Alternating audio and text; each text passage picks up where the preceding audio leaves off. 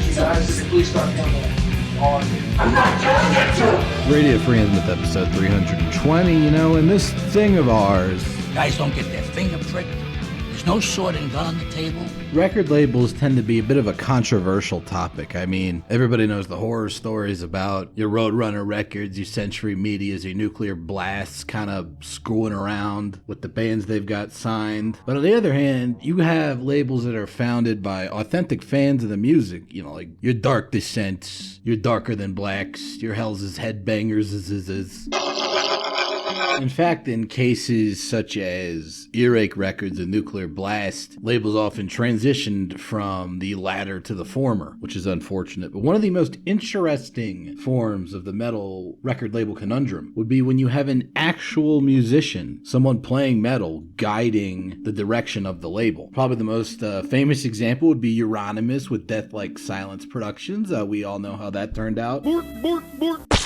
Ice, ice, baby. But luckily, it doesn't always gotta go like that. And it definitely didn't go like that for Philippe Courtois when he formed Holy Records. I've been meaning to cover this topic pretty much since the start of Radio Free Innsmouth years and years ago. And now we finally got around to doing it. If you don't know Holy Records and if you don't know Philippe, he was one of the original weird avant-garde melodic death metal kind of guys with his band Misanthrope, formed way back in 1988, got their first album out in 1993, and especially for the year it came out, it's pretty wacky. Like a lot of early avant-garde extreme metal, it's got those weird, almost Christian death-sounding vocals, first utilized by Tom G. Warrior on the first avant-garde metal album ever, Into the Pandemonium, by Celtic Frost. Might be a turnoff for some, but they do fit the atmosphere he's going for. And more often than not, they transition to a more death metal-y sort of vocal approach, often kind of blending the death metal and weepy gothic stylings with some spooky narration, befitting of a very spooky sort of album. With very complex songwriting, there's a heavy emphasis on development of leitmotifs, different parts of songs calling back to each other. Like right here, we've moved a couple songs into the album, and they're still calling back to melodies from that weird intro, kind of restructuring them in more of a melodic early black metal sort of way. The astute listener will note the profound sense of melancholy and the much more prominent than average bass guitar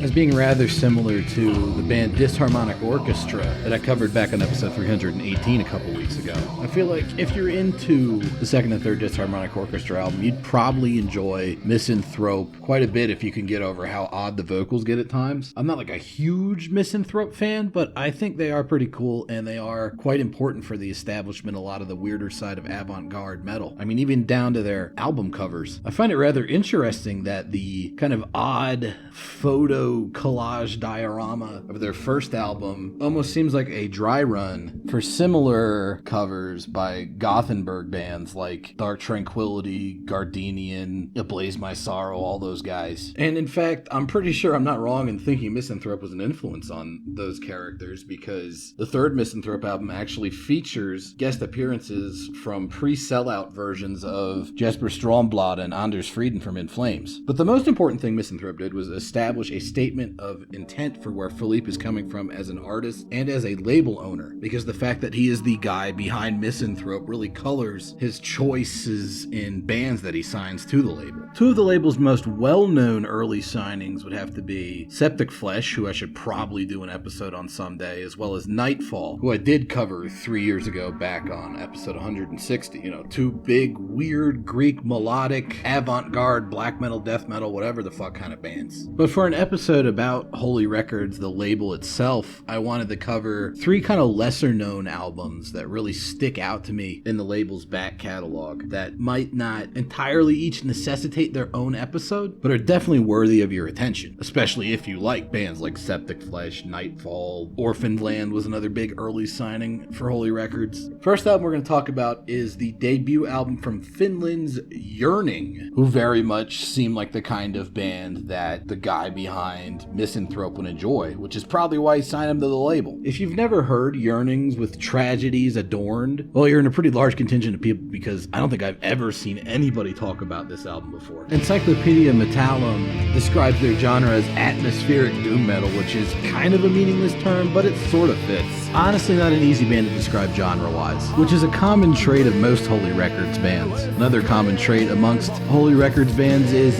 they got a lot of clean vocals and they aren't always the best at it. I'm sorry. In terms of technical ability, if I'm going to be perfectly honest, though like with Misanthrope, they do fit the music going on underneath them. They work better if you pay more attention to the melodies behind the vocals themselves and less about, the wacky accents and weird pronunciations, which honestly, if you're a real metalhead, you should already probably be pretty good at doing. Yearning's got a whole lot of what I would like to call the Holy Records style clean vocals going on, as well as, your Holy Records style doomy melodic riffs, Holy Records style atmospheric keyboards, and more than anything, the Holy Records style change-ups. And it is because of those change-ups that this band is hard to classify genre-wise, because it started out as gothic doom metal, right? But now it's straight up some kind of weird melodic black metal. And yet, despite it ostensibly shifting genres a whole lot, there's a demonstrable degree of melodic continuity between this song's different sections. Nothing feels terribly out of place or weird for the sake of being weird. It all flows together quite well despite spanning all those different genres. Another one of those being some rather heavy kind of death doom shit, which coexists alongside, honestly, something that sounds a lot like the very first Bal Sagoth album in terms of the choice of keyboard tones. There's one big gotcha moment in the song though, and that's the ending riff that we're hearing right now. This sort of weird evil polka thing. I love this entire section of the song a whole lot. It's really fucking strange and really fucking dark. And at the same time, it almost reminds me of a moment on the very first In Flames album. 근데 솔직히 어느 정도 맞는 거. Yeah, see, you know what part. About 2/3 of the way through Behind Space, you get that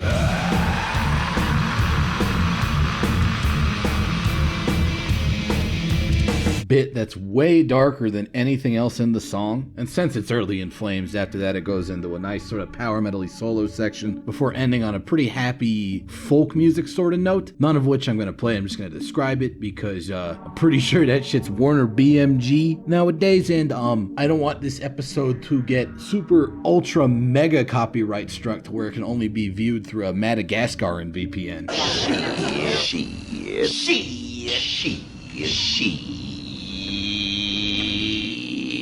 Point is, Yearning used a very similar sort of riff construction, but go in a way darker direction with it. Instead of jumping back into melancholic doom metal or whatever, they just fade out on that avant-garde brutal death metal polka riff before it eventually morphs into this weird like dungeon synth iteration of itself,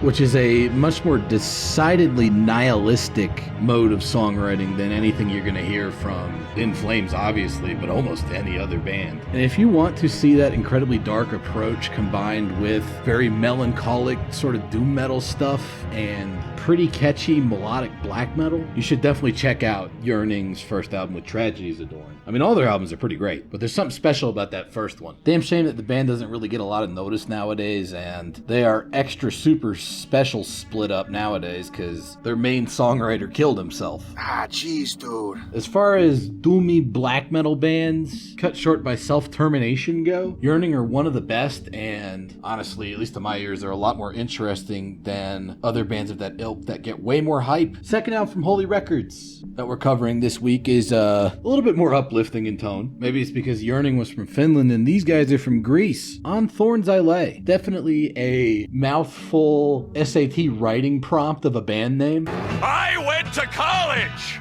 Which might be why they're not as well known as, say, Septic Flesh, Nightfall, or Horrified, who play a similar sort of avant-garde, Hellenic, blackened death metal sort of music. But on the album we're covering this week, their second full-length, 1997's Orama, they absolutely tie the quality levels of those bands, if not surpass them somewhat. Like, if you're into Greek black metal, you need to hear this, because it's a really cool idiosyncratic Holy Records take on that genre. And this part right here is adorable. That's the cutest, quietest little blast beat I ever heard. Speaking of cute, we got some really well done female clean vocals on this album. Perhaps an exception to the Holy Records rule of having clean vocals that aren't always the best. Also, the harsh vocals are really well done. These super deep growls, giving Septic Flesh a run for their money. I always thought Septic Flesh had really deep growls, and these are within the same sort of timbre. And befitting that sort of heaviness, this album possesses a whole lot of really heavy riffs like the one you're hearing right now, which leads into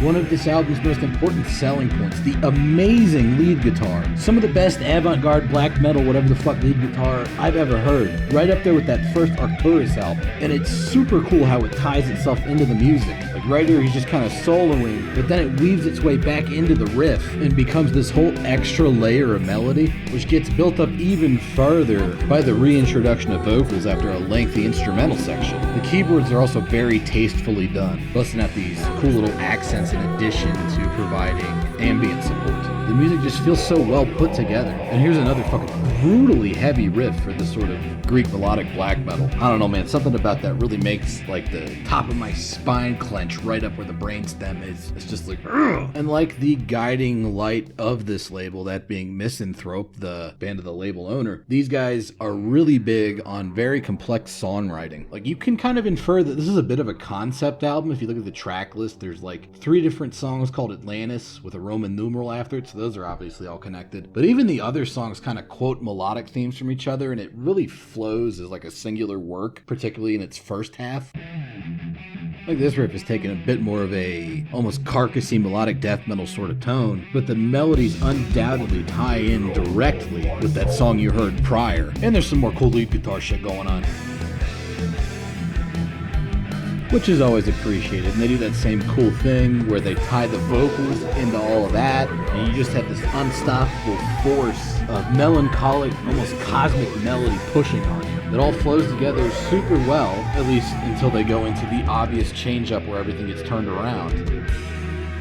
Then they bring back that same melodic motif from earlier, but now it's got this percussive weight to it. I really like how those guitars are super clean sounding, yet at the same time have this real crunch to the palm mutes. It's a pretty unique choice of distortion. Peak fucking Greek, Hellenic, melancholic, black metal, doom metal, death metal, whatever the fuck. If you're into like early Rotting Christ or early Septic Flesh and you want to hear it get a little bit stranger and a little more Holy Records-esque, Orama, absolutely fantastic album that, again, I don't see anybody else ever fucking mention it. But the third release in our little Holy Records showcase is perhaps my favorite release ever put out on the label. 앞머리 안 자를 거예요. Oh no, I know what I'm saying here. Listen, those first 4 amazing Septic Flesh albums, those first 3 great Nightfall albums, they're on Holy Records. But this album I'm about to talk about is at least tied with the quality level of those all-time unreserved classics. If not, maybe a little better depending on what kind of mood I'm in. We're talking about the second Tristitia album, Crucidiction. Now if you don't know Tristitia, well, they're a Swedish band.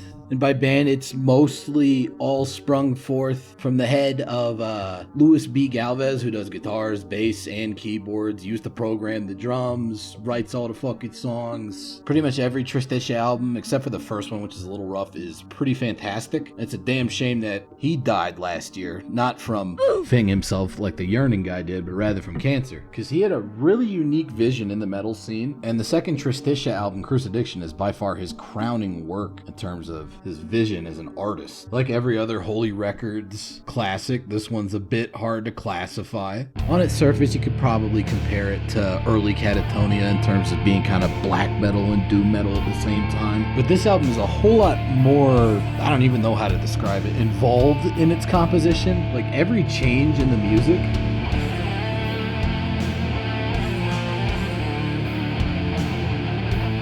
feels like a tectonic plate moving. Like you're watching a Shakespeare play and somebody just decided to deliver a soliloquy. There's a sense of cosmic significance to every little change up that goes on in the music. It's like a hammer blow. Like, watch this part coming up right here. Fucking heavy.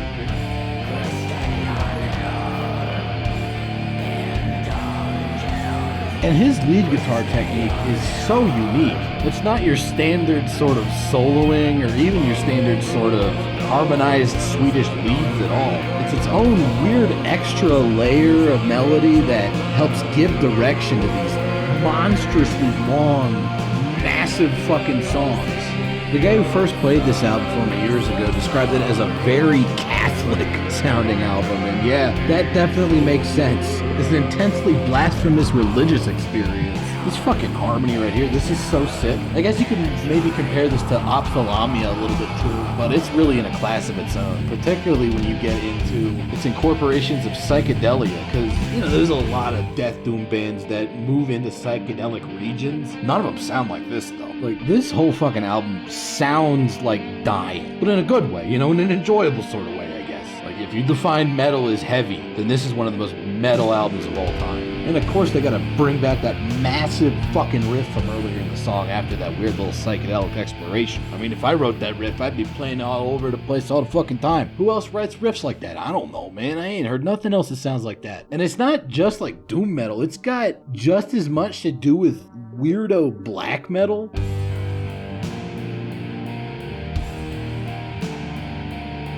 Like, all these modern DS, BM, whatever the fuck type bands wish they could write riffs like this. But then it ties in with, like, the classic sort of monk-like, clean doom metal vocals. You know, like all good holy records, it's pretty hard to classify. Some kind of black and doom, I don't know what the fuck. And speaking of I don't know what the fuck, this section right here.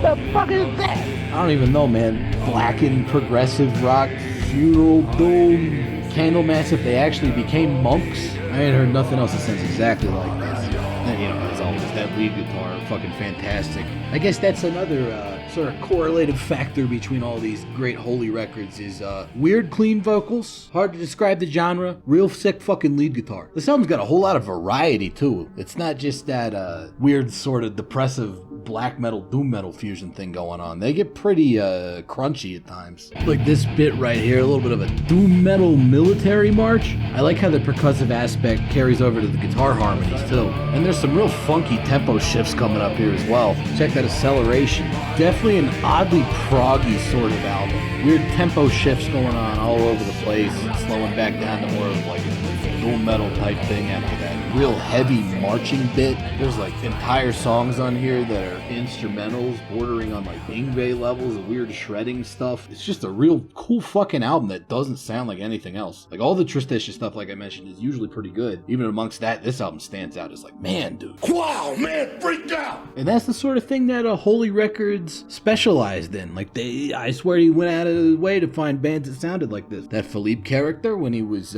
putting together his label roster. And it makes sense because his band was doing this strange sort of intangible blending of melody, death metal, black metal, avant-garde, whatever the fuck type shit. It seems like, you know, even amongst a lot of newer bands I like, there is a tendency to try and go back to the past and clone older styles. Doesn't always end well, gets a little annoying after a while, but I don't know, man, if somebody was to go back and try to recreate the 90s Holy Records style with some new albums, I'm just saying that could be kind of sick. You know, maybe you agree with me, but even if you didn't, thanks for listening or watching or whatever you did, and I'll see you next time. Bye-bye. Question, serious question. Are you losing weight to go on some Tinder dates with some new guys? Just curious, question mark. You dude, screw to hell.